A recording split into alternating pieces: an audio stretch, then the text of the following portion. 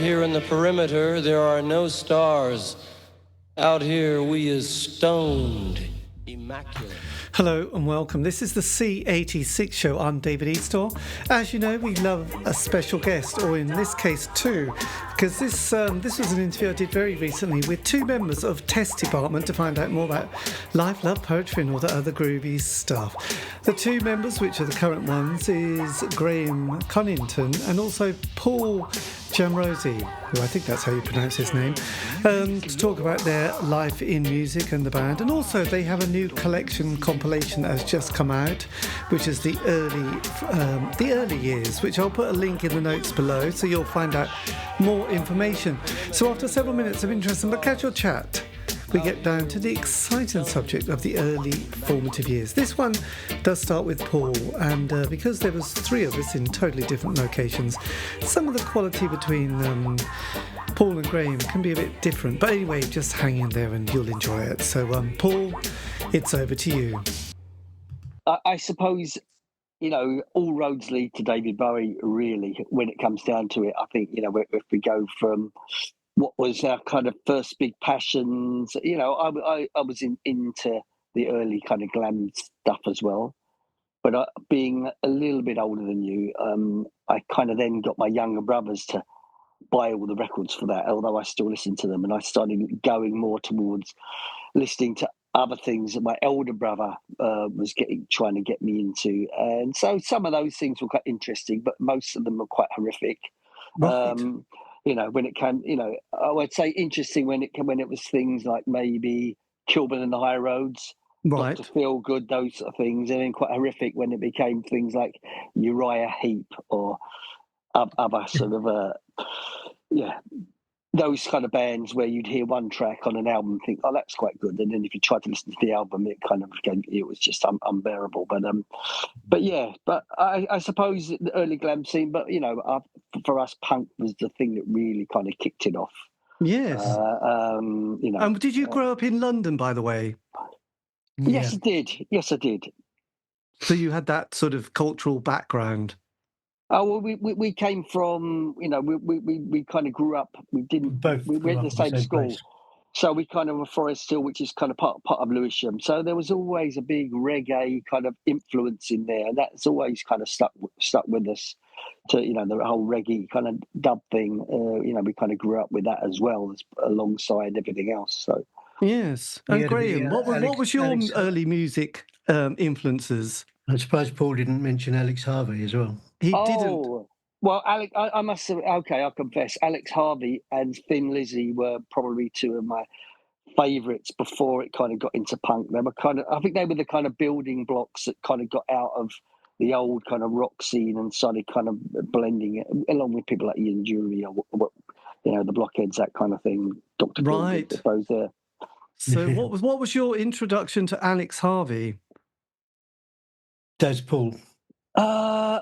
Alex. Well, Faith Healer was always just just a very memorable kind of classic track. I mean, I suppose there used to be a bit of a strange fan base of Alex Harvey in Forest Hill. I remember there was loads of graffiti of Vambo Rules OK all over alongside the railway on the way to school, and we kind of think, what's that? And so kind of like investigated and explored it and sort of got a little bit into the idea. But it's all over. I mean, as well.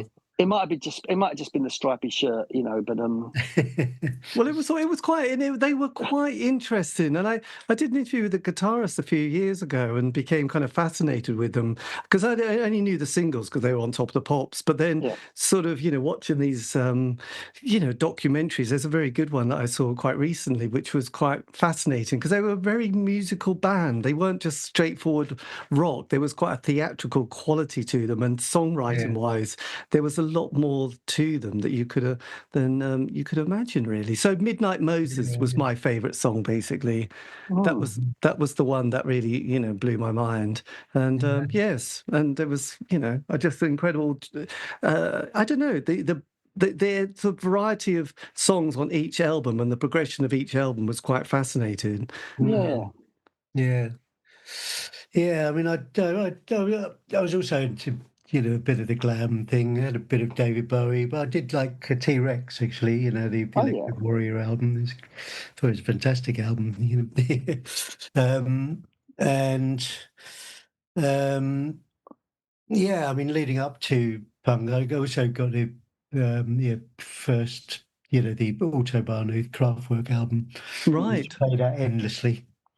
Um, and yeah, my sister was a bit older, so I listened to a lot of kind of out there, early to mid 70s stuff. And one of her friends had the Electric Noise album, so I listened to that a lot. Just when it came out, I think. Was it out in 71, I think, wasn't it? Yeah, just around then. A bit later, a few years later. And did you have any older brothers or sisters that gave you sort of any influences or any direction into at all? My sister was a bit older, and she had lots of kind of 70s kind of hippie sort of alternative people. Before punk came along, it was just Right. Was she into Frank Zappa? Yeah, she was a bit. Certainly, her friends were, some of them, very very much so. Bob Dylan. Actually liked Bob Dylan back then, and still, still know all the lyrics to those early albums.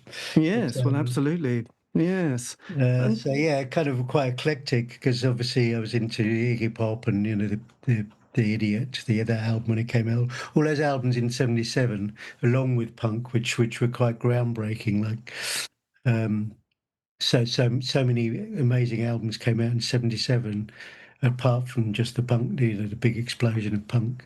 But, yes. yeah, and then I went to see Patti Smith in, I think, the first show here in '75 or '6. I can't remember which year it was. Saw her, and that kind of, that changed everything for me. And then I was already kind of getting into punk, but Yes. in a big way. Kind of, And what was the first gig and the you went poetry to? and stuff as well. So what was the first gig you went to at this stage? Um, uh, I went to. I'm trying to think. Um, I mean, I went to lots of pub gigs, but I can't really remember who. Um, there was people like kind of R&B bands in South London, Nine Below Right. Zero, I remember them. And then I did Dr. Feelgood. Did you see the And Doctors of Madness, Richard Strange? later, Right. somewhere, I think I saw them in Heaven somewhere, didn't they? I Mhm. can't remember it now. And then Patti Smith was the first big gig that really changed me, I suppose, really. Yes. And then I think Stranglers were supporting her. And then At the Roundhouse. Well, I think I remember seeing no, it was Stranglers at at the the Roundhouse as well. that was at the Hammersmith Odeon. Stranglers I saw at a roundhouse with Talking Heads. Yeah, I think I Blimey. went to that one. Yeah, Yes. but we didn't know Groundbreaking each stuff. other then. We knew each other later, even though we went to Right. the same school. We were a year apart, and we actually kind of got together over sort of punk and just after punk. But we were both going to the Roxy. Went to all the punk gigs, the Roxy, and um, the Vortex, all these punk clubs, early punk clubs, Hmm. and saw most of the punk bands except for the Pistols, sadly. Right. God, you sort of, well, I Well, suppose that might have been tricky. What about the New York scene, like people like the New York Dolls and Johnny Thunders and people like that? Did they come on your radar at that stage? I had a Johnny Thunders album, but I think the New York Dolls. I didn't really. Yeah, no, I did have a New York Dolls album actually. And I couldn't say I absolutely loved them, but yeah, there was a kind of something about them. But the American thing wasn't really moving. It was more the British punk thing that I well, I think it's interesting because I think at the time, I mean, apart from hip hop. Brit punks, we didn't really appreciate the American punk scene, and it was, for us, it wasn't really punk. People like Television or Talking Heads, or even, for me, I never really liked Patti Smith, to be honest. But then you kind of grew up with this really partisan thing for the kind of Pistols and the Clash and what was going on here. But now I look back on it and I think actually, the Stooges were actually the cream of the crop in many ways. They really kind of did. They were so dynamic in what they were doing. And I think I don't know to what degree the Pistols kind of took that via McLaren or whatever. But McLaren was out in New York, wasn't he? And Yes. working with the New York Dolls and stuff. So there was definitely those influences were kind of being brought back. But you listen to the early Stooges albums and they're phenomenally energetic, Yeah, absolutely. Power. I did have that. I mean, Stooges and MC5 as well. MC5. Detroit. Yes. Family. That was a kind of, but that was kind of, like you say, the seed for punk to grow out of, because really that was the root of it, really. And did the Velvet It felt similar to Velvet Underground? Did they come on your radar at all? Yeah. I listened to them a lot from my sisters and her friends. Yeah, the Banana album and also Lou Reed's Transformer. Transformer was obviously an inspirational album. Yes. I listened to that a lot, and I mean Velvet Underground I think were very influential in my mind for other things, and I still think still when you go into sort of droney stuff, I still think of the Velvet Underground. With John Cale's violin and that looping kind of like rhythm that just carries on and it never really goes up or down or slightly. And I still think that is an influence in music in certain aspects of my writing, I think. Yeah, absolutely. And it kind of obviously very, very much influenced. Well, I think Joy Division and similar stuff. There was kind of that kind of monotone guitar stuff, which I think, the atmosphere of that I really, really liked. Yes. When you got to 16, did you leave school at that age, or did you go on to do after O levels, go into A levels at all, or did you quit at that point? I quit. Did you? That was it. Yeah. And belatedly went back and did uni when I was like 40 or something. So, right. And then did a master's, and so that was kind of, it was a kind of way out from when we kind of stopped doing Test Department really, and kind of got involved in family more, but then wanted to sort of maintain some sort of creativity and opportunities to kind of keep going forward with the kind of the creative side. So it was definitely worth doing, although I'd probably do it differently if I did it again. But certainly at 16, education didn't really have any there didn't seem to be that many options around. I'd still remember at school speaking to the education, the advisors there, job advisors, and they were absolutely hopeless. They didn't really offer or give you, so unless you were quite academic and kind of knew what you were doing, there was very few opportunities really. So yes. So when something like Punk came out shortly afterwards, and it's talking about career opportunities and boredom and all that stuff, it kind of hit the nail on the head for us at that time, I think. Yes. Did you then sort of go into a world of just part-time jobs and creating the band? Yeah, I never really... It came a few years later, didn't it? Yeah, I mean, never really had a proper job. Yeah, it was lots of bits and pieces, and then just sort of got really involved in music in the early days. I started, before kind of got inspired by punk and started doing my own fanzine and at that time. Right. Which was Called Geek. Called Geek. And we did. It was more a post-punk thing. We did the kind of pop group, Throbbing Gristle, Cabaret Voltaire, and lots of other stuff that was kind of around about that time, and a bit more, some of the more poppy stuff, but it was kind of quite trying to be more underground, I suppose, in that time. Do you still have any copies of your fanzine? I do, actually. I've got them somewhere stashed away. Right, so you're going to digitize. I was going to. Very interesting. I was gonna, yeah. Well, I worked with a guy called Nobby Nils. He was quite intellectual. I wasn't so intellectual. Kind of, I was just really passionate about the music, but he was quite intellectual. So he gave it an interesting slant as well. And my older brother was slightly involved in it for a bit, and other contributors. But yeah, it's something. I mean, what PC Press have done, we work with them on our book, and they've done some stuff on fanzines, so it may be an outlet for it to be re-looked at some point. Definitely be put out again. Well, definitely, yes. These are archival moments. We need to have them available. Yes. Well, we did. Yeah, now things like interviews with Genesis P-Orridge and Monty Casata and people that aren't around anymore. Mark Stewart even as well. There's a lot of people that aren't with us anymore that I spoke to, and so yeah, I can't remember what it's like. I'd have to re-look at it. But relive that moment. And Graham, did you leave school at 16 as well, or did you stay on?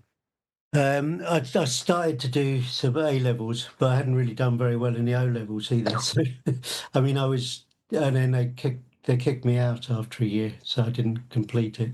You're right. They suggested I should leave. Actually, oh God, that's it would probably be better for you if you just left. Just no messing. Yes, there was brutal in those days. I mean, I didn't enjoy school, and I had a disability, and I was bullied a lot. And then when punk came along, I kind of started to fight back. So I just got into a lot of kind of arguments and things, and then I kind of started to rebel. So it wasn't really the best time for me. I was doing well before early to early 70s, and then I kind of was a bit weird. So so they suggested I leave, and I actually did get an apprenticeship in technical drawing in an architect's, not in a building firm, right? Drawing the kind of different things and designing how to hang ceilings and things. So I did that for about a year and a half. Yes. And then I decided I didn't want to do that anymore. I didn't want to do 9 to 5 thing. No, it's a hard one to left. And when I left, at the time I was living in this co-op, which used to be a big squat in Forest Hill. It's a co-op called Knoll Terrace by the railway lines, and I was living there when I was working there, and then left, and then that's when I met Paul. Actually, right. So how did you two meet? Paul was living in a flat of 2 flats above me. Well, and he didn't want to be in that flat anymore, so moved to ours, which was a bit more fun. Yeah, well, yeah, there was someone who was a bit of a cleansing fanatic. He just wanted to hoover the place every day and dust it. You know what I mean? And it's like you know, come on, let's live a life. She was, so yeah, I moved out of there. But yeah, Knoll Terrace was the alternative scene. It became the alternative scene in Forest Hill, or one of the main kind of alternative scenes where kind of punks and a lot of freaks kind of hung out. Forest Hill, back in those times, it was kind of quite weird that it became a bit of a punk stronghold. Yeah, a really good record shop. Just did a lot of punk records.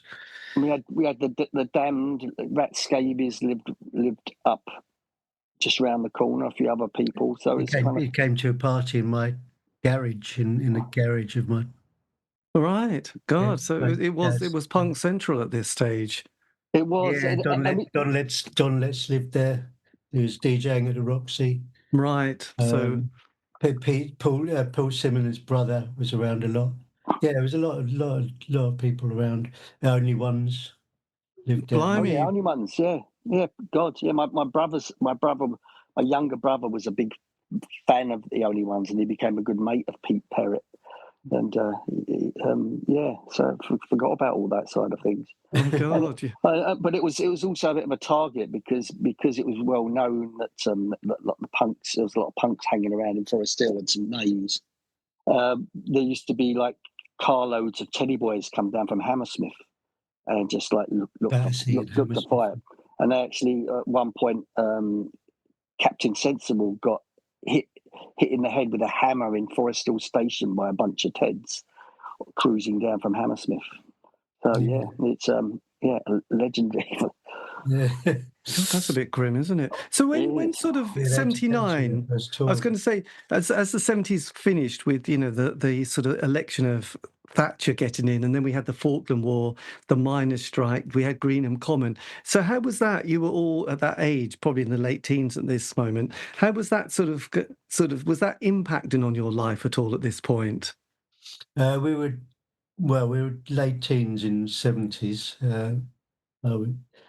I turned 20 in 1980. Right. We met and we started a band which we called Primal Scream at the time, which was an experimental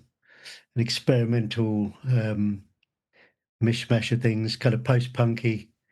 And there we had these big beer cans which we kind of played and linked up to copycats, Right. with contact mics. But we had a guitar and a sax and a guy, Fitzroy, who played the bass. And yeah.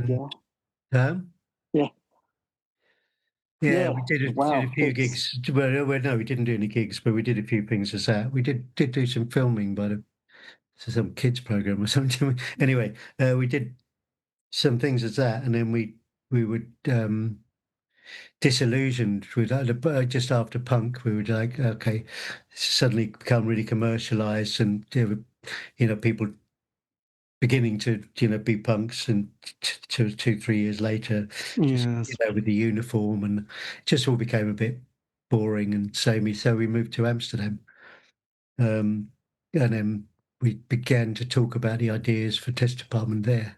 Right. Was that kind of 81 that you had moved to Amsterdam? 79, 80 was it? 81 we started Test Department. But I think it was 79. We went there earlier, but then you went back to London, and I stayed there for about another year or so.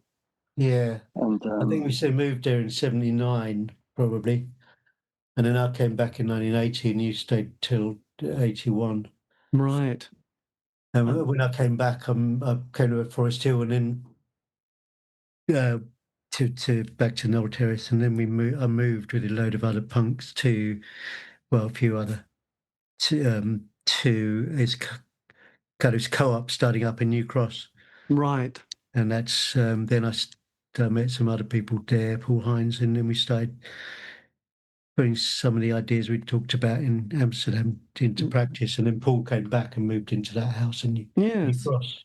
So then we started there. So it was 81.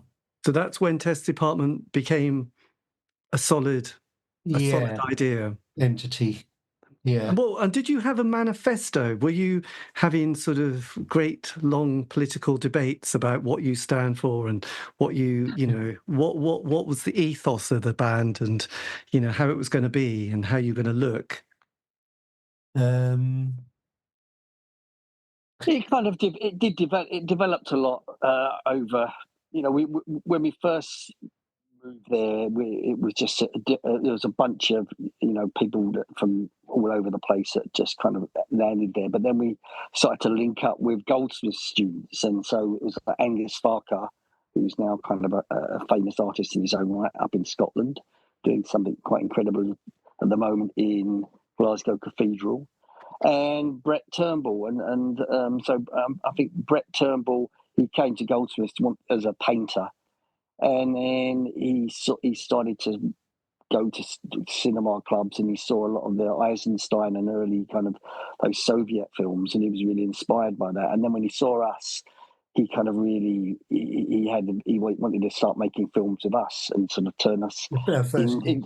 into these big, these heroic kind of figures. So, and from that, the idea of like manifestos and that kind of developed out from that time. Really, I mean, it was something we were writing, but it's kind of snowballed from that kind of point. So yeah, our first gig in Lewisham, and Brett did our visuals, and it just developed very quickly. Brett saw us that gig, didn't he? Oh, was it saw us? And then he Okay. thought, from that first gig, we got Brett and Jack, who our sound person, who saw us and then wanted to be involved. Right. But I think the sort of political thing, we didn't sit down and work it all out, intellectually, because we didn't think like that, but we had political feelings and ideas, and it just developed more. We kind of had our sensibility, and it all came from that. I think we all kind of looked similar as well. Paul Hines kind of wore army fatigues and things, and we all kind of were sort of post-punk stroke sort of utilitarian wear. Right. Yes. Going to the Army and Navy stores to buy our exactly, the cheap stuff with big boots and thick socks. Yeah, it was easy to get. I mean, just when you kind of talked about the political thing, and I'm thinking, like the starting point, and obviously the things like the Falklands War and the miners' strike came after that, and they were things that kind of influenced, politicised us, or made us more directly political during, the early stages of the Test Department. But I think before that, when we were still kind of punks living in Forest Hill, there was a point where there was a huge National Front march, and for some reason they decided that they would start it in Forest Hill, and they met in the pub opposite the station, and it was like the first time there was like a really big National Front presence, and they marched through Lewisham, and that was what ended up in the Lewisham riots, and so Battle of Lewisham. Yeah, so we were kind of quite involved in that, and we filmed all that kind of stuff as well at the time. So not involved in the march. No, we were involved in, and it was just quite sad to see, because a lot of young kids who we knew, they would kind of suddenly they turned up wearing kind of like skinhead clothing because it was kind of maybe trendy, or they just felt they needed to be part of something, and so yeah, it was kind of there was definitely kind of odd things, eruptions in the community, and so from that, a very anti-fascistic idea kind of not that we didn't have that before, but it kind of really kind of grew from that, adding a sort of more left-wing attitude to things.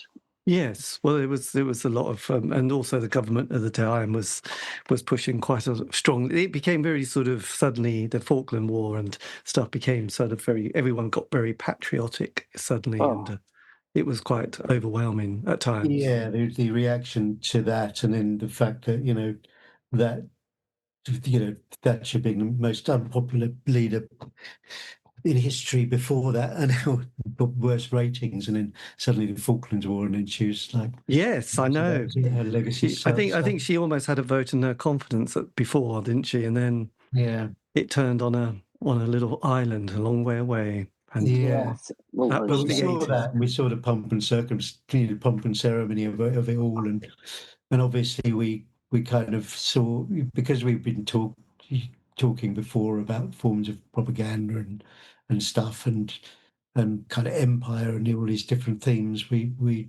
obviously integrated that into the work, and it focused politicization a lot. Yes.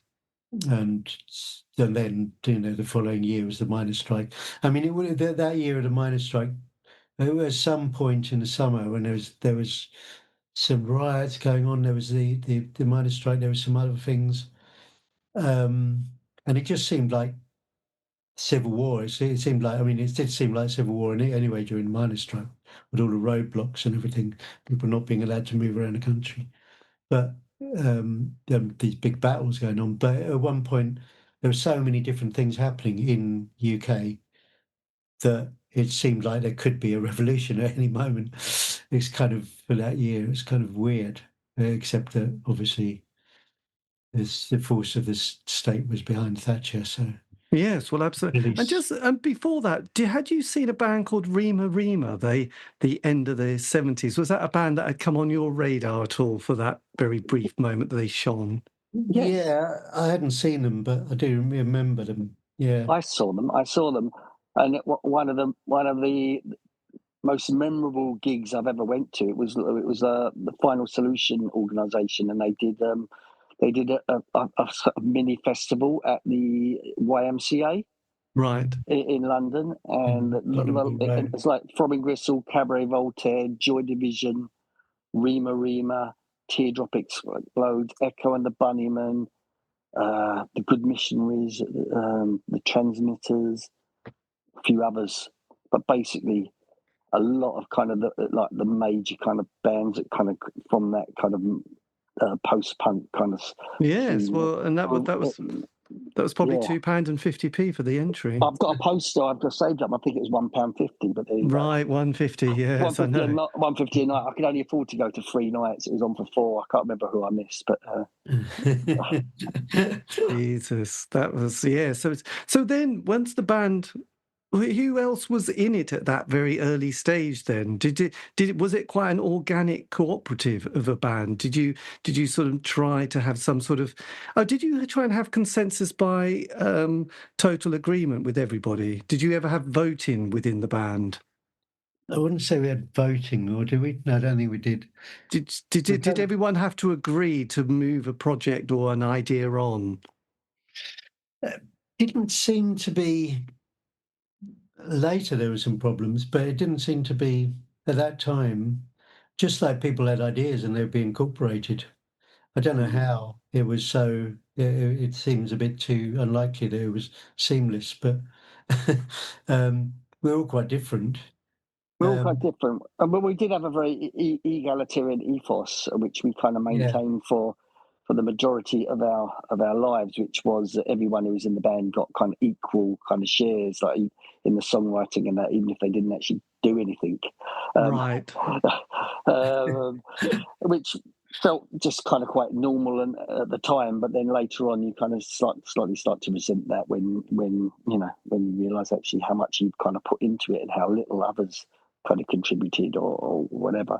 It does happen. But you hear so many stories, and it's kind of quite shocking. These kind of bands that the New Orders, these sort of people. You think they're best friends, and suddenly they're in court, or and it happens so often. This sort of thing. So yeah, it's a shame. Well, we didn't really make enough money to really have to resort to it. Yes, you didn't. The Spandau Ballet moment. Yes, this is true. So what was the? Yeah, we did. We had Paul and I mainly wrote lyrics, but Paul Hines as well. Basically, when I came back from Amsterdam, I started working with Paul Hines, who was just moved into the house. He'd been homeless, and then he moved into the house.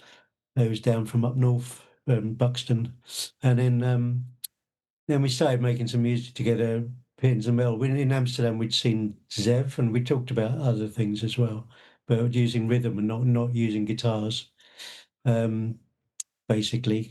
But although there was a guitar in some of the early stuff, just got phased out. Yes. So we started doing some rhythmic stuff, and he had a Wasp synth, I think, and we had to copycat. No, I know we had to copycat them, but yeah, we had some effects and things, and just used to mess around. And then Paul came back, and then I met Toby Burden, and he joined. He was like a metronome drummer.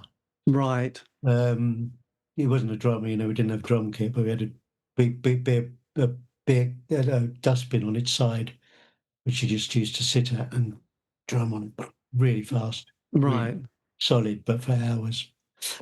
and then Angus, who'd been hanging around, he was living in another house with Brett, who became our visual person, and Vic Reeves, actually. And then, or Chin, as he would have known then, he kind of heard about us, and he kind of kept on coming by and saying, Could I jam with you? But because he had a guitar on his back, we said, oh, no. Yes. God. But eventually he did, and actually he did some quite interesting stuff with a guitar, and Paul Hines had a bass. So we did have some instruments. But yeah, that was how it happened. So he came in and joined, and then we had 5, and that was the original 5 that went for the first few albums. Right. So was the first one officially Ecstasy under Duress? Well, we released a cassette called The Strength of Metal in Motion, ironically subtitled History, that first thing. But that was on cassette only. Right. And our first interview with Chris Bonn in NME, he'd done a review of us when we played at Heaven. Right. Friend of ours. Batcave.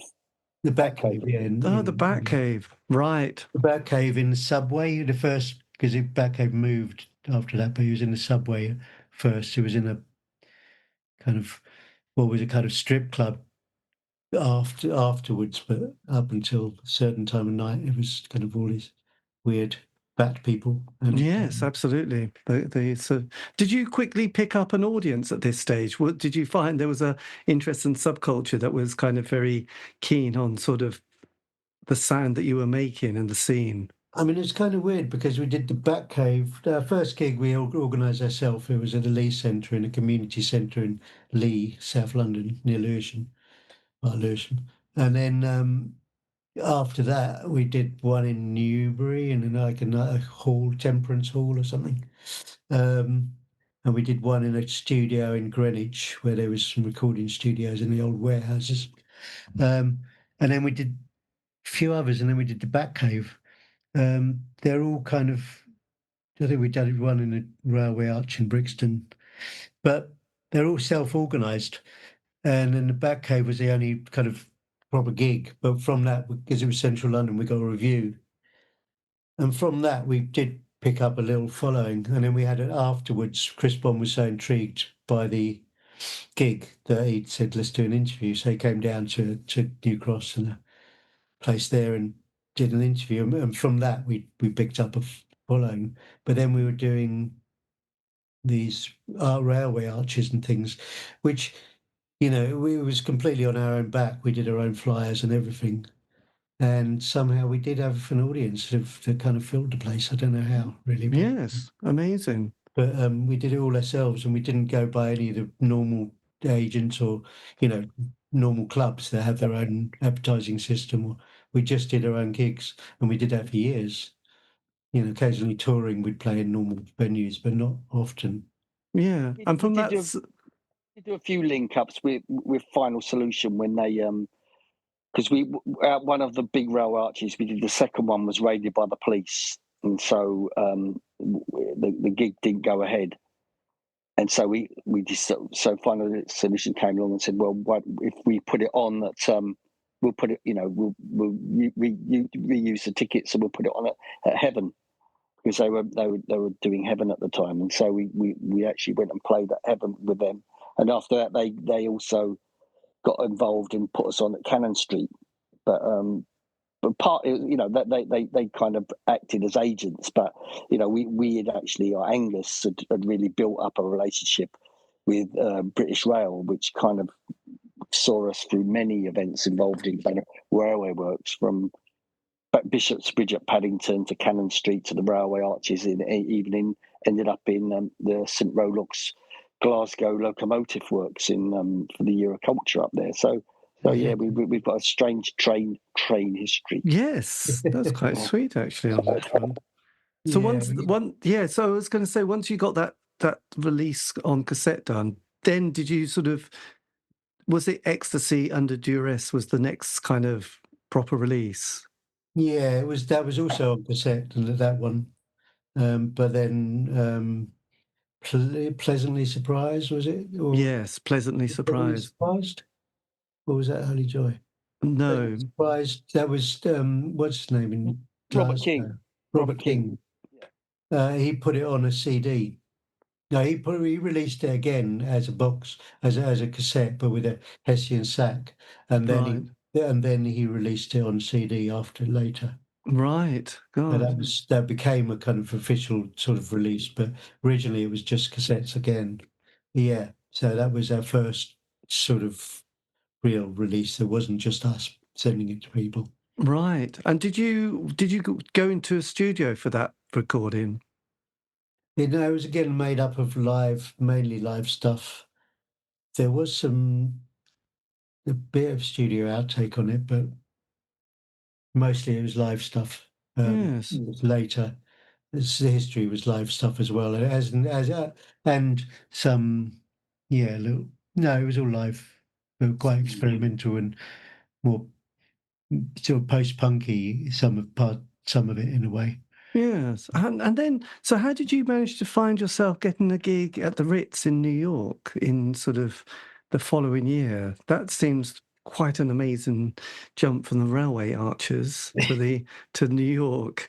Did you get Yeah. sort of picked up by a very keen promoter at this stage? Well, it was we played some gigs and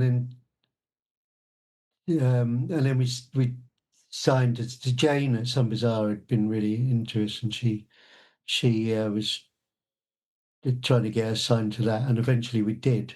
We played a gig in the Lead Mill in Sheffield with Cabs. Right. Oh no, was it with Skidoo, that one? Anyway, and then from that we got a deal, and that was really and then from that, Some Bazaar, we got a deal through Some Bazaar to Phonogram, Polygram, Right. and on that, so our first album, vinyl and everything was Being in Retreat. It was a box set, two 12 inches, and that was through Polygram. So then we managed to get a tour in America, and we started off in the Cool Jazz Festival in New York, actually. Um, I can't remember the venue.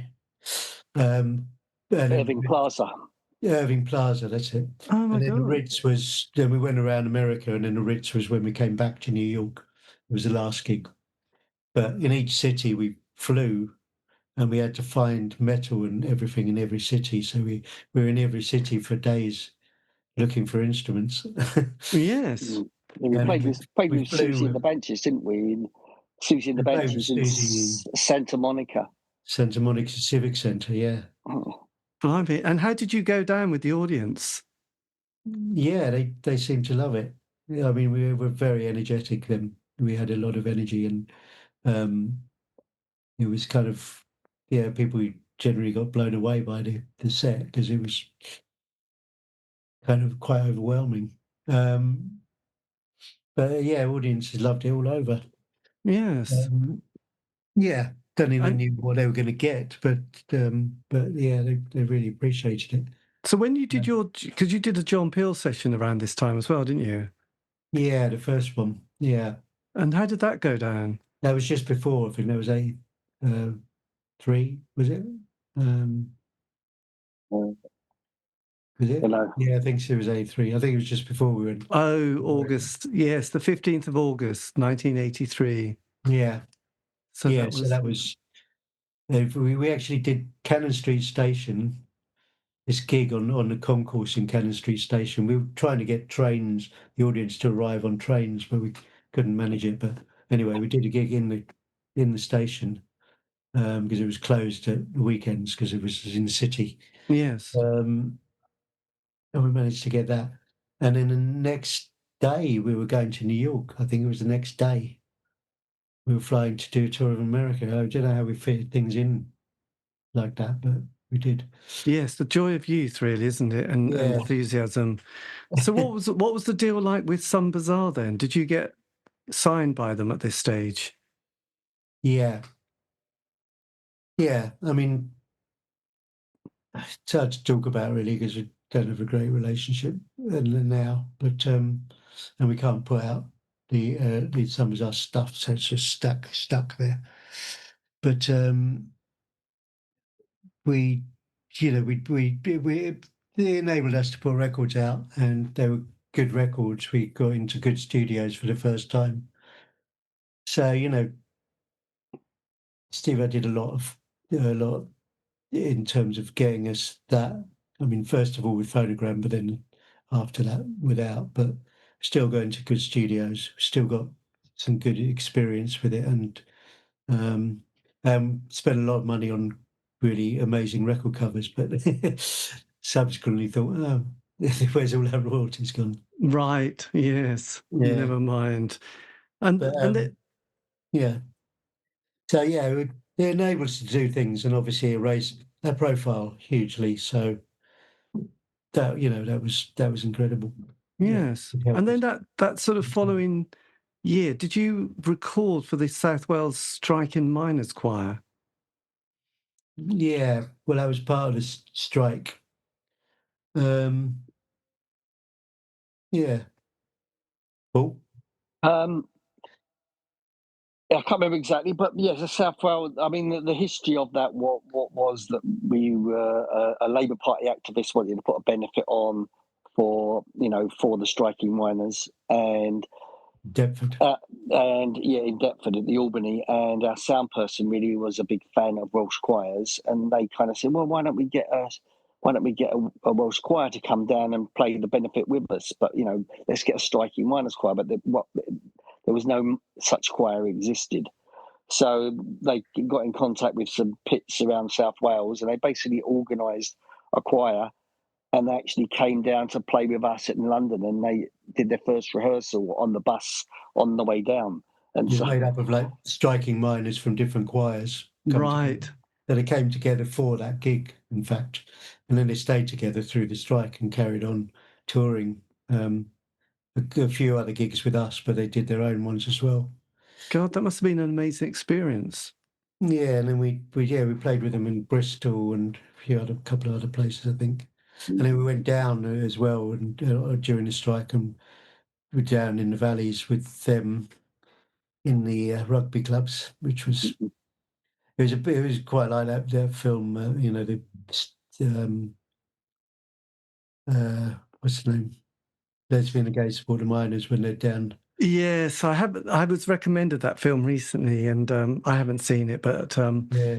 yes. Well, when they go down to the rugby go, it was very much like that. It's kind of like, but a lot of the mining villages were like that. They were very welcoming. but on the back of that, we kind of built a relationship with other miners like Alan Sutcliffe from the Kent mines, who then subsequently kind of virtually joined the band and appeared on a number of tracks and performed live with us, both here and in Canada, right, places. So yeah, we it was like building relationship with the communities, and we had an idea at that time to it was similar to what had happened in the Soviet Union after the revolution, where they called it the Red Trains, and they would go round and like giving propaganda, but part of that was getting the local people involved, and so part of this the tour of the mining villages was to get local participants to do their own thing, and whether that be poets or musicians.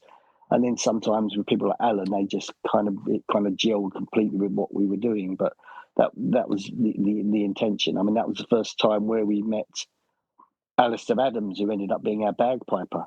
right. We did a miners' benefit in, I think, Bedford, and he was a local person as a support. And then he just got on the bus and stayed with us. Oh my God, that was very organic. And at that stage, there was the Red Wedge movement, wasn't there? And a sort of a great rise in things like the SWP and direct action movement. Did those kind of organisations kind of become part of the band's ethos? No, not at all. We didn't really connect with the Red Wedge at all. I mean, we didn't want to be affiliated with the Labour Party, especially with kind of how we felt they'd kind of thrown the miners under the bus with Kinnock. I think they would, they could have done a lot more for the miners. And we didn't really want to be associated with that. And also, a lot of the bands in Red Wedge were kind of, very traditional. We didn't really feel much connection. I mean, Yes. And to be fair, they didn't feel much connection with us either. They thought we were arty farties, just banging on metal or whatever. They didn't quite get it because they all come from more traditional kind of music backgrounds. They were all very worthy, and we appreciate what they did. But there wasn't really a connection with them. Yes. But there was other connections. I mean, things like the South Wales Striking Runners Choir, they played with us, but then other people picked up on them. They went out and they were playing with people like Elvis Costello. So there were kind of crossovers around that time, but in different ways.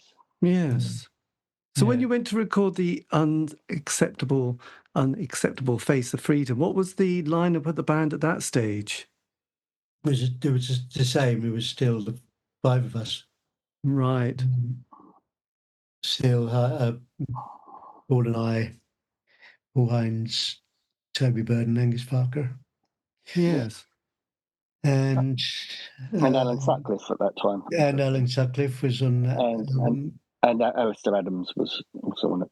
Right. Yeah, Alistair Adams, yeah. On that Unacceptable Face, Yes. Yeah. And had the sort of, and how were you sort of constructing and putting songs and tracks together at this stage? How did that sort of process work? We had songs we did live, but we couldn't do this the same in the studio. It just didn't work. We tried to, we thought, it just wouldn't come across because it was the live thing was a very immediate cathartic thing. It was almost like a kind of throwing out, which you couldn't really do in the studio. So we kind of approached it differently. So some of them songs we adapted the studio, and some we went in the studio and kind of almost made new, or like kind of wrote or developed in the studio, just using really, amazing studio equipment and effects, which we kind of didn't have in our own rusty basement. Yes. And we worked with Ken Thomas for the first album, Beating Retreat, and for Unacceptable Face of Freedom, and he was a genius.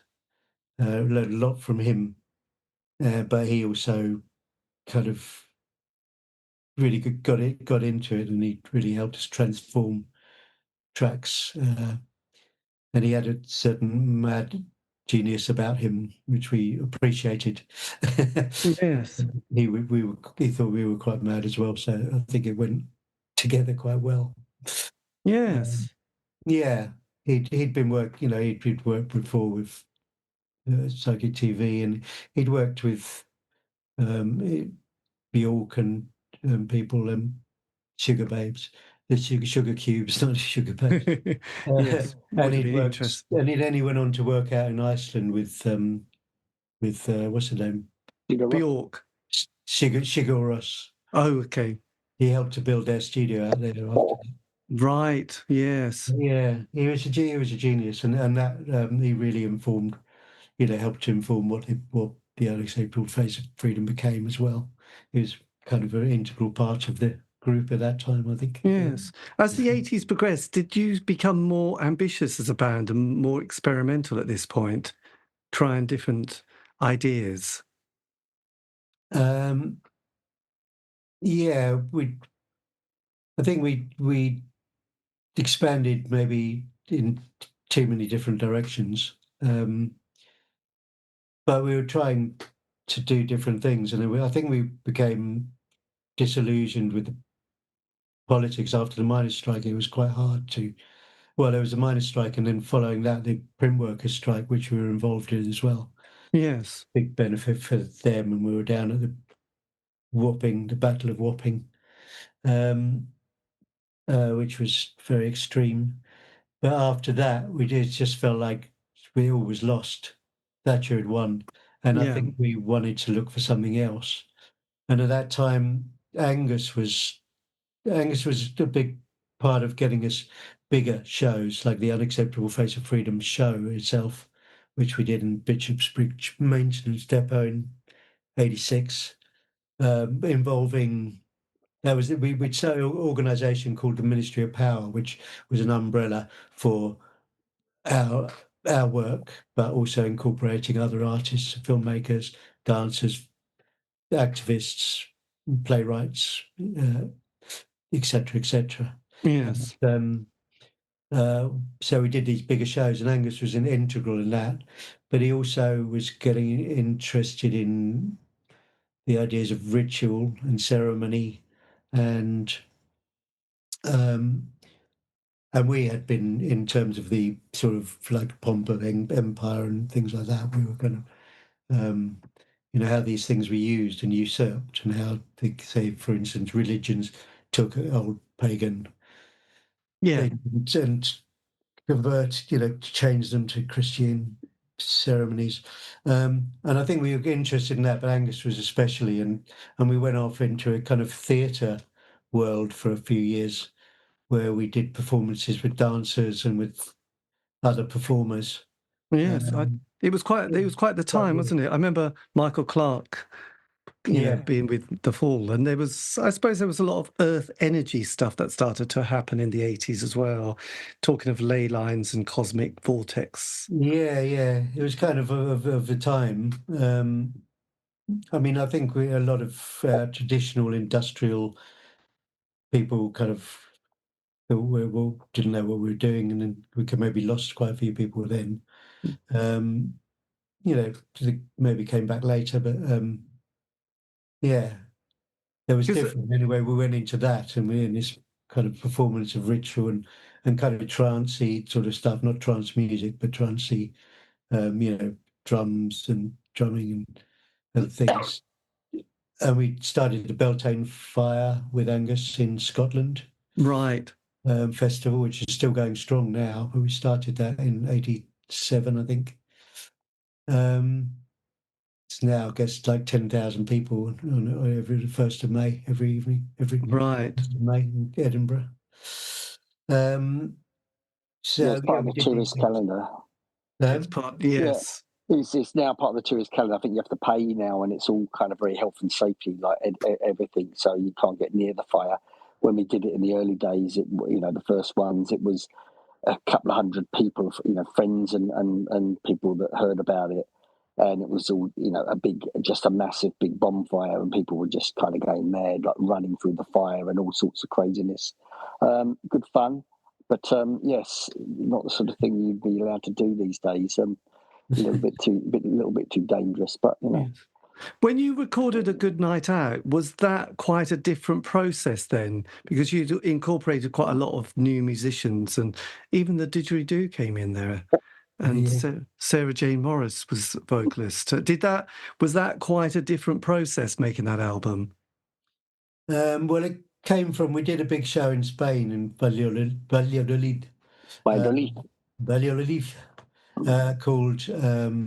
Demonomania. It was part of another Ministry of Power thing, this sort of the next one after. No, we'd done Unacceptable Face of Freedom, and then we did Expo 86, Our Finest Hour, it was called, in Canada, in Vancouver. And then that was, so the third one was Demonomania, third Ministry of Power show was Demonomania in a monastery in Spain, Valladolid. And it was, talking about fascism and the Inquisition and incorporating lots of different things, and Hieronymus Bosch and many things. So A Good Night Out came from that, and the cover of it is a picture from that show. Right. There was involving hundreds of people. We had students from the music department there. We had actors, performers, dancers from the theatre school there. Yeah, it was quite wild. People out, our own dancers and Sarah Jane and other people. Yeah, it was the centre of the Spanish Inquisition, wasn't it? At that point, did you say that? Yeah, the monastery where we did it. Yeah, the Monasterio de San Benito. So we kind of did it as a kind of exorcism, I suppose, of the space. Yes. So it's quite heavy duty. And how did the poll tax period then, as we sort of slipped out of the 80s into the 90s, did that give you a sense of optimism at this stage of, for once, you weren't on completely the losing side? It's hard being a lefty, isn't it? It always Yeah. feels like you come out bruised and battered, Yes. defeated.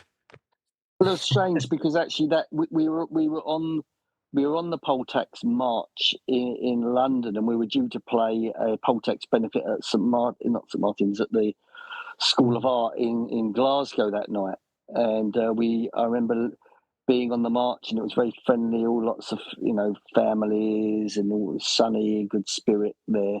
I remember being at Cunnington, and we thought we've got to go to get this train, so we jumped on the tube, dived up to Glasgow. We came out of Glasgow station. I thought, oh, quick, let's go and have a pint before we go to the venue.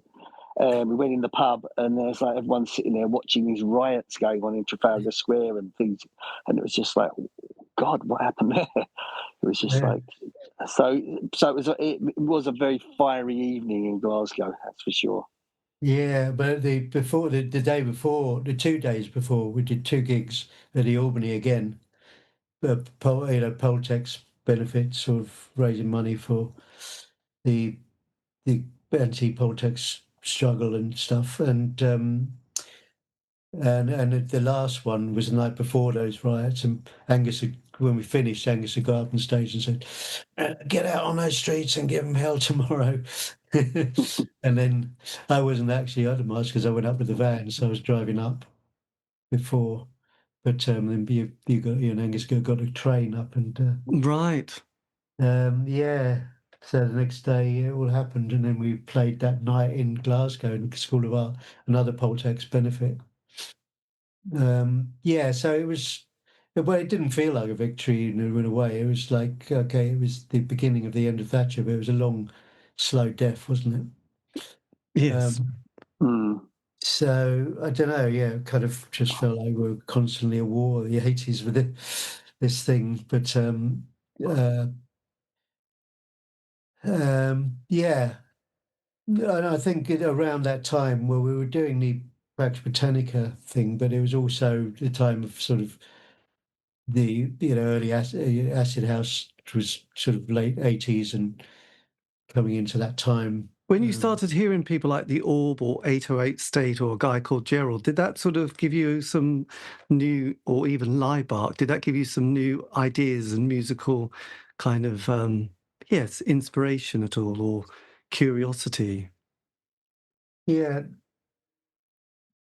Well, we had a few different people left and from the original core band. Angus went off to Scotland and was just kind of started to develop his own big events and stuff. And I think after we did the massive show in Glasgow, we kind of felt we felt kind of quite small cogs in a big machine, and we're kind of quite keen to just get back to doing some sort of nitty gritty, kind of more grassrootsy stuff. And that kind of dovetailed with kind of digital media kind of coming in, and just so we started kind of working with that. And Tony, who came in, who's not with us anymore, but he was quite influential in kind of helping develop that, along with other people like Russ, who kind of worked with stereo MCs and that, and it kind of developed out of that, working with lots of DJs as well in Brixton. So yeah, it was just it became a bit of a change of direction. Again, something which kind of wasn't always kind of appreciated in some of the more industrial circles. Some people were a bit hard to kind of late to catch on to that. Yes, but it did see, it was a shift, and I think it did take us time. I mean, we did see, listen to a lot of those people in those days, 808 State, Orbital were kind of in, not so much on the Orb and the ambient side, but the more dynamic kind of stuff. Aphex Twin, yeah. But but that kind, the cabs and all that kind of electronic thing had kind of come before that, so we were kind of in tune with electronic music as such. But I think it still took a while for us to kind of integrate that into it being a kind of a proper Test Department live show. So I think for the first year or so, it didn't quite get there. But by the end of that period, I think we kind of really integrated with live instruments. So the technology was kind of really worked well with big drums and this, lots of other instruments. Yes. So what's the kind of idea behind Pax Britannica? Britannica, yes. Well, that was kind of partly at the time when we were doing the big show up in Glasgow for the Year of Culture, which was called The Second Coming. And in a way, The Second Coming, I kind of helped write kind of the script for that, and we worked with Neil Asherson a bit on that, who used to be a writer for The Observer. Independent and still away. But the idea of that was like looking at, I suppose, heritage and how it could be, how it was still a danger that could be revitalized and brought back, this backward looking idea. By the right wing, and so it was kind of looking at that, and Pax Britannica was kind of set partly a soundtrack to that as well.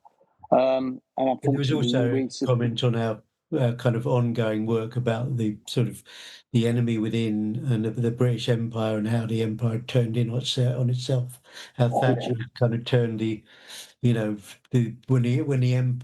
before the empire was all about expanding and going around the world, and then Thatcher kind of turned it inwards when there was no empire left. She turned it inwards to keep up that sort of power kind of idea and stuff, and turned it in on himself. And the enemy within was the kind of colonized people. Yes. So it was kind of like a comment on that as well. And that had been ongoing for a few years in different themes, which came together for that album. That's quite a colossal piece of work, isn't it? Yeah, well, it was that I suppose certainly the live show, the album to some degree, but the live show it was also meant to be a kind of warning as well. And sadly, we've kind of seemed to have kind of come to this point where it's almost it sort of seems as if it's upon us again, quite scarily. But yeah, well, it was a massive undertaking, that whole project. But yeah, I think we were a bit overwhelmed by that at the end, and that's why we kind of thought, okay, we just need to get back to doing a bit more grassrootsy kind of stuff. Yeah, because you sort of drift as the 90s began. So there was a bit of a gap, and these are the John Major years at this point. Was the band sort of keeping direction? And also, you've been going for such a long time. Was it hard sort of keeping that focus and enthusiasm for the next project after that particular release? I think it was. It got a bit a bit sort of mixed. But I think it was also, well, it had come to that point. So as Paul said, it was just a bit overwhelmed with everything. But it wasn't just that work. We'd done the Gododin, we'd done a huge show. We toured Europe with that, and we'd done this theatre show in Poland as well. In the few years leading up to the 88, 89, 90. So it was kind of like, okay, what do we do now? And it was kind of like a bit of an unraveling in a way. But it was in the middle of the rave scene, so we were allowed there with the alternative rave scene, the traveller kind of things, the traveller raves, and the Mutoid Waste Company, and there was all this. That was where our audience was, and where we, played. Yes. So I think that informed the music as well. And we sort of went into that, but I think it got a bit dissipated. With that, it was a bit chaotic, and there was some, Well, I think it's also about the economics of the time as well. Things had just kind of shifted where people, a lot of promoters or people were kind of, oh well, why don't we just pay the DJ rather than pay the band, so trying to get money to do big shows became more and more difficult, really. So, things took their own kind of natural kind of progression. Yes. And what was your last two albums of the 90s? how did what was your lineup at that stage, and what was the sort of mood of the camp? Ah, We did the first two had left in around 86. Paul Hines and Toby Burden left in 86. Angus left in around 1990. Tony Cudlip, who's no longer with us, as Paul said, he joined us in about 86, 87. And then Russ McDonald joined, and Martin King joined 89 or something like that, I think. No, 1990. 91, around Right. 92. And then Russ joined around then or a bit later. So it was a different lineup, quite a different lineup. And then we worked with Andy Cowton as well in between that as a drummer and a programmer. So yeah, the lineup had got a bit dissipated in terms of we were still quite a good, type band.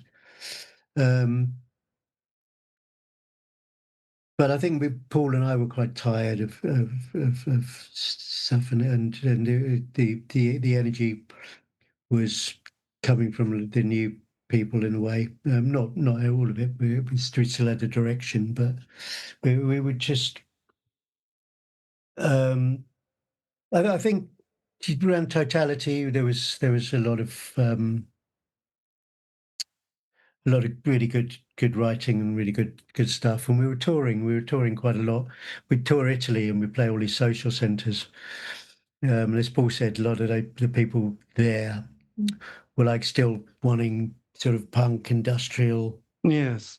They were kind of slightly behind what's happening in the UK. And it's kind of weird because they were saying, "Oh, what are you doing? It's dance music. What is dance music? It's pop. It's like pop or whatever. It's not like." But then we went back, a year later and came, and it was getting more and more, and then it was just full on DJs and raves in Italy and the social centres, and it's kind of weird how things changed, and we were kind of, in a way, part of that change. So it was interesting to see, but I think it was getting a bit tired. So after the tactics for Evolution, we kind of thought we needed a break. And that was yes. well, we worked with Katie Jane Garside, and she was on Totality, and I think the stuff we did there worked really well. It really complemented what we were doing. But then she left to go her own way, and it just felt a little bit empty after that. We didn't quite. We had a few new people come in, but it wasn't quite the right kind of balance. And yeah, I think it just lacked that kind of unity that you kind of need to kind of really, do kind of music that you're really kind of pleased with. It just got a little, as Graham said, it just got a little bit dissipated and lost a bit of energy. And so yeah, I don't know. Some of the stuff we did then, it's okay, but at the end of that period, we kind of fell out with KK Records. We were doing with, or some people fell out with KK. And so we kind of never even really finished the last album. Right. The Tactics for Evolution, it needed another kind of round going on it, but we just had a bit of a fight with Joseph at KK, and so they ended up just kind of putting it out, kind of really what was it, unfinished album, really. Right. I mean, I wouldn't say it's unfinished. It's just we would have liked more time to have developed it more. Yes. It was still interesting. It was incorporating some ideas that were around at the time. Yes. But you can kind of feel that a break was coming and it was needed in the album in a way. Yeah. Yes. So then it's valid in itself as a piece of history. Yeah, well, absolutely. So then in the O years, is this where you both, or everyone just goes their own way and gets parts of their life sorted out in a different way? Yeah. In some ways, yeah. I mean, I had a child, other people kind of did their, we did our own kind of little projects, different things. But as time went on, a lot of people were saying, the climate, it's we need, you should get out there and do some stuff, and that kind of built up over a period of time to the point we thought, well, okay, we'll kind of give it a go. So we started as a twosome, and then weren't that happy with the results. It just needed 2012. Was it 2012? Yes. And then we ended up getting some other people involved, like Charlie or Lottie as a sound person, and Zell had a female drummer, and that kind of gave it a Zell new Kaut. Right. gave us a new kind of something. Felt like, okay, this feels like the energy is kind of back there really, and it kind of has built up. It kind of built up, from there really to where we are now. Although we're now back to two again. Right. Yeah. Did you release Disturbance on One Little Indian? Yes. Yeah. And what was that? And what was the lineup for that particular release? So that was Zell. Zell Kaut, which he was in a band called Vodun, and Vodun, Vodun, and she was a very intense drummer. She was with us actually from 2015, so quite a while until after Disturbance, until the lockdown really. Yes. Well, just before that, because Paul joined us after that. And Lottie. It was just me, Paul, Zell, and Lottie. And we had a few other musicians come in and do some parts on it. But the core was, the four of us. Lottie Lou Poulet, who is our sound person, but also studio person, and co-produced the album with me, with us, and was quite a creative force in the writing of it as well. It's and then Greg. And then Greg as well came in. And Greg came in. That was after, but when we did it live, but after the album. And then Lizelle went off to New Zealand. She's now in Australia. So we needed another drummer. So then we were working with Paul Anthony, who's been in quite a few different bands, and he's also really excellent, really powerful drummer. So he kind of fits with our feel and ethos. And we were working with him.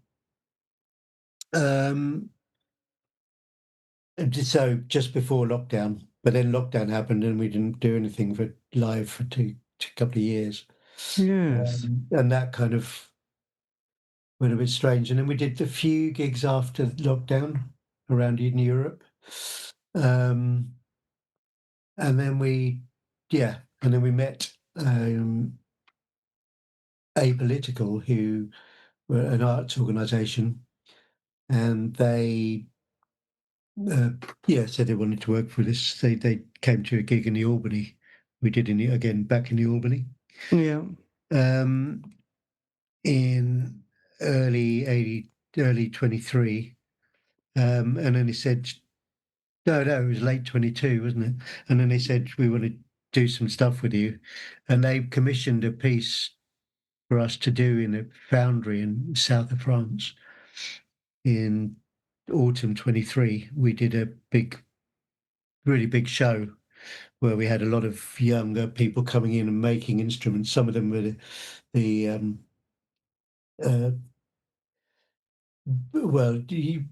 Ellis had been, who's leading that group, had been the child of, he'd been working with Giles from the Mutoid Waste. Right. That was from that family. And he came in with a group of his pals and really interesting, really creative makers. and they made these beautiful instruments for us, really amazing. And we did this huge show there with that. This was again with Paul Anthony, the drummer, and Greg on electronics, and Georgia, a girl called Georgia, who did vocals and played some kind of bowed strings. We had a big gate which we put strings across and kind of mic'd up, put contact mics on, so bowed strings, and then lots of percussion as well. She did. So yeah, we had different musicians in that, and we did that big show. But the trouble is, it was too big to kind of go tour with or anything. It was just a one-off almost. We did it in the we spent a month in the Foundry building, and then we did the show in the Foundry. And after that, we kind of said, okay, what are we going to do? Because we can't tour that; it's too big, and we didn't really want to do what we'd been doing. You know, we had these big scaffolding frames, and we'd been touring with them. We toured America with them. It was so difficult. I would imagine carrying them on planes, you know, like 10 bags of scaffolding and metal and stuff. Yes, all that the way must have around been. America. It was just like we were going, okay, we're getting a bit old for this. So it's kind of, even though that show was really good, we'd like to do, we're hoping to do that show again next year with a new album, based on the ideas of the show. And with working with Apolitical again, maybe on an exhibition as well. But we kind of rested it for a couple of years until next year, and we carried on just doing, as we've been doing now, back to a duet. Right. Just because, carrying all the gear, but also financially, it's just really difficult with the whole band. Yes. So is it just the two of you that is going to be working and then occasionally collaborating with other people from now on? Yeah, probably something like that. Which I'm sure we'll work with Paul Anthony, the drummer. Yes. We do a bigger show because he's great and really works with us. Really fits in with the feel and ethos of the show, of our performance, kind of modus operandi in a way. So yeah, but for other things, yes, we'll integrate with different people as and when, I think, including for probably the new album. Yes. So now you've got this new box set that's coming out, a 4D CD box set, which is going to be encompassing sort of most of your early 80s work, isn't it? Yeah. Yeah, as the before mentioned, Strength of Metal Emotion and Tactics, not Tactics, Ecstasy, and Duress. the Pill Sessions, other early studio kind of demo stuff, like, as well as other bits of live stuff. So yeah, it's a collection of the early stuff which we're putting out through Artoffact Records in Canada. Yes. And we're planning to put out a series of box sets of compiling early works, or over that period, other than the Some Bizarre stuff for the reasons that we discussed, problems we've got with them. But largely this year we have got a few other small projects possibly on the back burner, but we're largely wanting to work on the new album. So we're hoping to have a new album out next year, September, October, and then maybe do more live stuff around that. So, that's kind of where we've reached at this point. You have, and you've got some live dates coming up as well this year for the rest of the year, haven't you? Just played in. We just came back from Barcelona 2 days ago, playing an Ombra festival in a big the Three Chimneys, which is an iconic landmark in Barcelona. Right. Almost on the beach, just an amazing old power station. We played in there, and then we're going to Scandinavia. Yeah, we're playing Helsinki and Stockholm next week. Right. My God. And again, that will be just the two of you. Yeah. And Paul Levine, who's who mastered actually that box set, but is also doing a sound at the moment. Right, my God. So with the new album that you've got planned, have you started sort of coming up with ideas and a kind of concept of what it's going to be like? It's still evolving, but part of the stuff we did for the big show in the Foundry, that was a big, some of that material was written for that show, and there's other stuff that was written for that show that we're not, we're still working on. But we're doing some of those numbers in our live show at the moment, developing those. It's hard to say exactly what the theme is at this point in time, but I think it's difficult because of the show, because of the kind of situation that we find ourselves in. It has become kind of quite political as well, whereas the original performance and a lot of the ideas for what was that album were kind of trying to be less didactic and a bit more kind of open and philosophical, and just look at basically try and broaden the palette a little bit and look open things up a little bit more.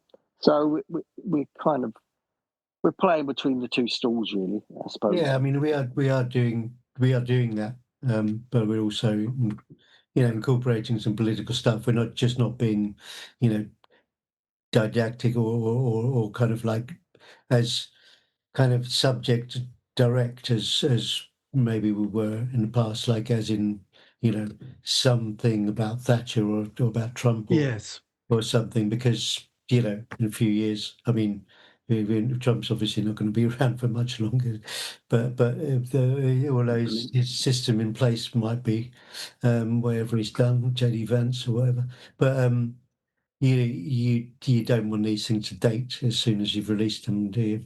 So No. Though I still listen to the on-new sound system and still find, hearing that hard left, the sound of Thatcher.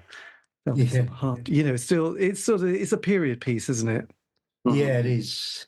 It is, but we would, we wanted, yeah, I mean, it's, as well, Unacceptable Place of Freedom has got, lots of voices on it, but we're kind of trying to just go away from being, very direct with that and more, as Paul said, more kind of more philosophical, talking about the wider idea of it. Yes. But I mean, the situation we're in is pretty dark and can't really ignore that. So it's kind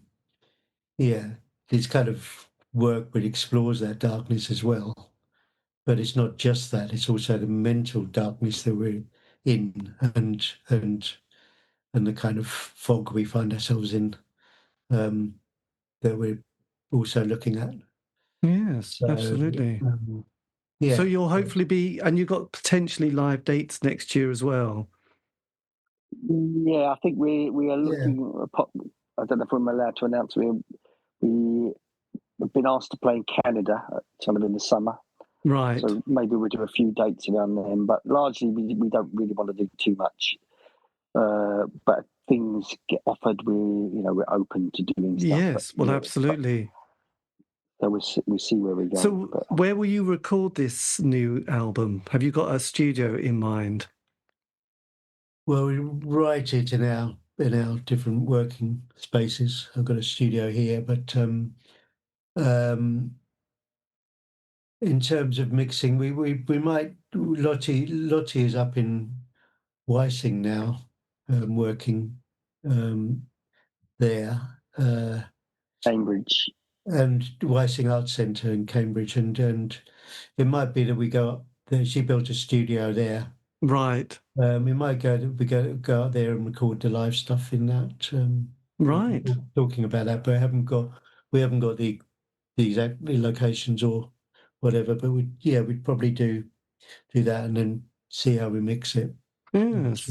Are you finding at the moment a younger generation discovering the band and feeling curious? Because I've never realised with the 80s indie scene or independent scene, there's it's interesting seeing who's become quite curious with it at the moment, and the fact that everyone, you probably noticed, everyone's writing a memoir, and there's films and exhibitions coming out and stuff like that. There's a kind of fascination with the layers of the 80s. Obviously, the story of the 80s was told by a couple of people a few, like 10 years ago. It was all very the Blitz, Spandau Ballet, New Romantics, Live Aid, and then it's like all these different tribes. I just wondered if you found a different fan base or people being curious.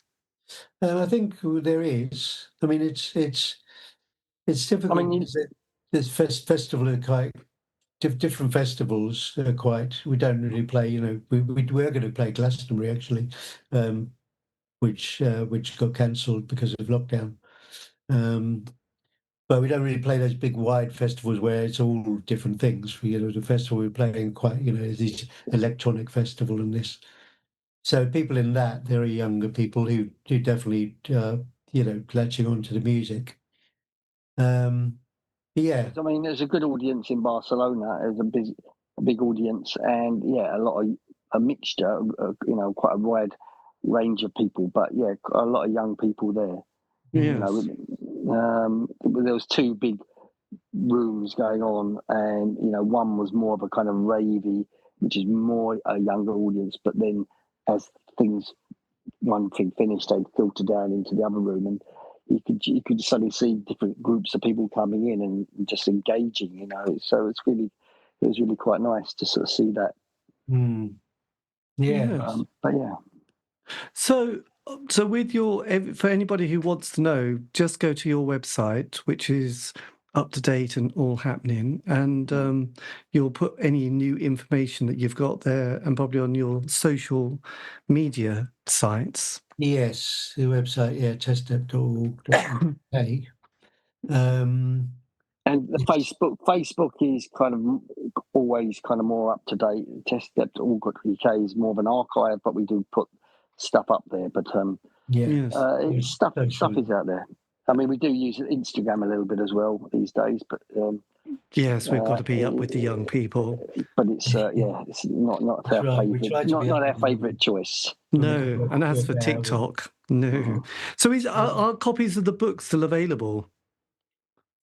They are, yes, from PC Press. Right. Yeah. So there you go. And does that capture your early years or much of the history of the band? It does. It's not a book like we started doing this and then we did this and then we did this. It incorporates all that, but it doesn't. It's not a kind of like story. No, it's about different themes and different things that we've done under different headings, collaborations and political activism, etc., etc. So it's a collection of things, but it eventually incorporates and covers everything we've done from the kind of inception of the band. What does it go up to? It goes up to the DS30 installation we made in Newcastle in 2014. It goes up to that. We've made an installation on the river, on the Tyne. Pause, you're gone. Yes. On the Tyne. And that was actually our comeback. We came back not as a band, but as a kind of art piece. We did an installation of a film on the river. Yeah. Then the audience came on boats to see it. So it goes up to that moment. And then we are talking about, doing a further update. Right. Battery died. Oh, poor old Paul. Yes. Okay. Yeah. No, I'm always curious with the further update, but it's available at the moment, and the update might be, slightly different in a small, maybe a smaller version. I'm not sure, but we're still talking about it at the moment. We don't know what it's going to be. Okay. Yes. So there's certainly some. So it covers that last big project we did with the On the River. And then things subsequently, we're looking at how we document that. I don't know if it's an add-on, like a kind of thing, or if it becomes a kind of reprint. But less, smaller, but with newer stuff. I don't know. Right. It must be fun play with all your archives and all your different projects that you've done, working Well, out. looking at the book, we do still have quite a lot. We did have quite a lot, which is surprising. All the places we've lived, um, and I don't know how we've kind of kept it all together. We still lived in so many different squats and dodgy places, you know. Somehow we still got this archive. And we're talking about with apolitical about an exhibition and then representing the archive as well as new work um, in a kind of exhibition type thing. Yes. So yeah, that'll be interesting. Oh, that's all. They work with political artists and they um, want to work with us. So that's very nice. And Yeah. they're great. They do some really good things. Fantastic. And you've got the Bandcamp page with all your bits on as well, which is interesting. Yeah. That's yes, that, and then we'll see. With the new box sets coming up, and you'd be partly re-releases. Like a Godothin hasn't been available for like 30 years or more. So things like that will be part of the box set, but hopefully some other bits we're searching through and finding little old other recordings or mixes or things like that. Yeah. My God. So It's interesting. Yes, it must be yeah, kind of fun as we get into a slightly different part of our lives to sort of be able to sort of work through different aspects and rediscover other bits as well as doing new stuff as well.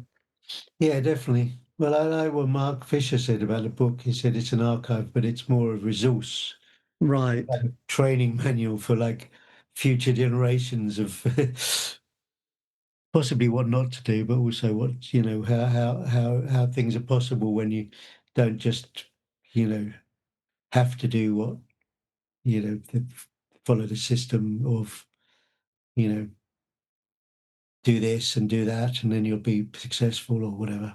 Yes, well, Not always absolutely. successful, but Well, look, man, this has been amazing. Well, thank you for your time, and also thank Paul as well, I will obviously. do, yeah. So yes, I hope he was all right. I mean, yes, but anyway, it's always interesting doing a three-way because sometimes you think, oh God, one person's not speaking as much as everyone else. But I don't know. Yeah. We got the story, and that's the main thing.